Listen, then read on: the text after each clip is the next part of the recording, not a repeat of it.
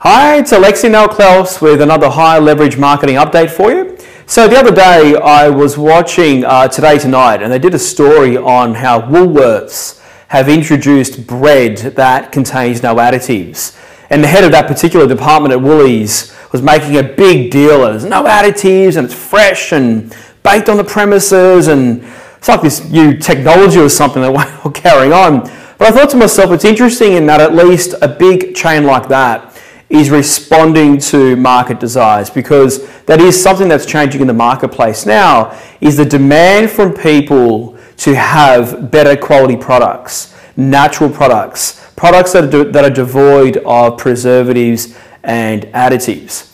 Now, in a typical sleight of hand, however, Today Tonight just couldn't help themselves. About halfway through the segment, the journalist started asking Woolies, so how are you maintaining these items on your shelves? How is it the breads are not going stale so quickly? At which point the staff from Woolies were not prepared whatsoever. And there was a very fluffy response to do with some sort of an enzyme. And what started off as a very positive segment from Woolies turned out to be a very, or at least from my perspective, a very negative sentiment. And my lesson from that was never trust the media, especially those evening programs, those current affairs programs, because they've always got an angle. An example is the very next story that night. There was a human interest angle about a woman who lost a six-figure sum gambling. She was playing the pokies or something, and apparently the reason for that, rightly or wrongly, was a new drug she was taking for some condition. And she was blaming the drug, which had nothing to do with gambling whatsoever, had something to do with something else entirely, was the cause for the losses in gambling. And then the show went on to a few other people who were taking drugs for certain conditions, but were having other areas of their life affected in very negative circumstances. And as I was watching that, I thought to myself, isn't that incredible? This is a show that's on TV from Monday to Friday. They never run out of material. And why is that? That's because they've always got a human interest angle. They've always got an aspect of human nature which they focus upon, an individual, a couple, whatever, which they can bring to life whatever it is they're reporting on. So the lesson for you as a business owner, as a marketer, is if you're running out of stuff to market, if you're looking for angles to market, focus on your customers. Focus on even your own story, depending on what you're doing.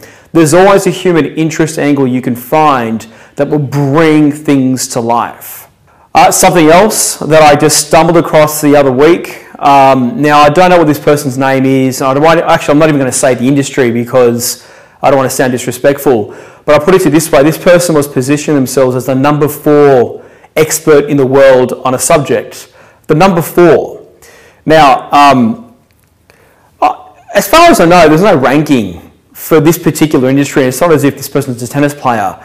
He's just an expert in his field. And when I saw the number 4 expert on this particular subject, I thought, what's he thinking with this? There is no such thing as a number 4. You're either number 1, and that perception is shaped by the market, not because you say it. You're not number 4, and I couldn't possibly think any upside at all of calling yourself the number 4 expert in anything. So the lesson there is you own a position in the mind of the market. You can either carve that intentionally if that positioning does not exist at this point, or over time through lots of marketing, lots of marketing expenditure and effort, time, the market starts to create that perception automatically. So it's accidental on your part. But number 4, I mean, what's the point, right? Now, on that note, talking about positioning, I was cruising in the car with my wife the other day, and again, I won't say the industry, I don't want to sound disrespectful, but this company really suffers from some degree of confusion because they were calling themselves high-end affordable blank, and the blank is just their industry they're in. High-end affordable blank. Now, I mean, what's the story here? They're trying to be everything to everybody. Big lesson there, because you can't be everything to anybody. You have to pick what your segment's going to be, and you need to hit that hard.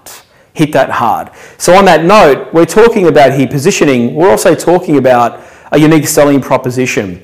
And that's slightly different from positioning. I won't get into the intricacies, but I will talk about the USP because everybody that's watching this video now, it's imperative that you have a USP. Now, there are many types of different USPs. You can focus on price, you can focus on quality, high or low quality that is, variety, service, whatever it may be. There is, however, one evergreen USP that every business can use, and it's instantly usable, and that is by focusing on the experience for the customer. By focusing on the experience of the customer. Two examples immediately spring to mind of companies that haven't necessarily made that their USP. However, when you think about them, that is what comes up in mind, at least from my perspective as a consumer. The first company is Apple. You know, we all love Apple, right? It's, you know, as far as I'm concerned, the most respected company right now from a number of different perspectives.